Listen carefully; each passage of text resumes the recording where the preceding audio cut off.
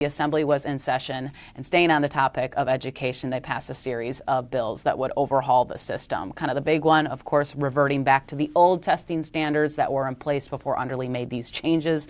That was a big talker. Another bill would ban cell phones in all classrooms, and I emphasize all because a lot of districts, about 90%, DPI did a survey 2 years ago, I want to say.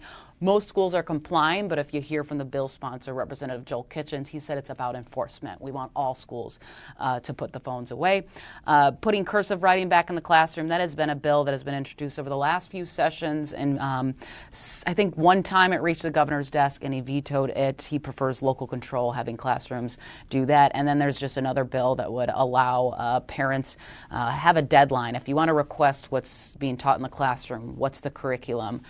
Yes, you can FOIA request that right now, but what this Republican bill would set a deadline, I believe about 10 days, roughly 2 weeks, that they would have to get back to the parent about what is being taught in the classroom. So all these bills, I could say most of them are likely going to be vetoed by Governor Evers. I think there's still a big question mark above the testing standards and lowering the benchmarks issue, because Evers was critical of the move by DPI a few months ago. So that's one that I wanted to highlight, because usually, I stress usually, if there's good communication between a governor and the caucus of his party, the caucuses know where the governor stands on a bill.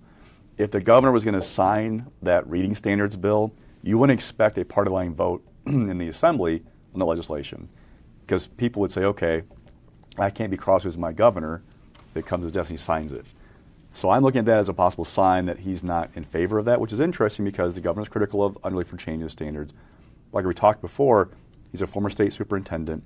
He doesn't like to kind of usurp the authority of others, and mandates on local schools kind of been one of his things in his term in office. So to me, it might be a sign where the governor is, unless he didn't tell the caucus where he's at and hung him out to dry. So just something to keep in mind.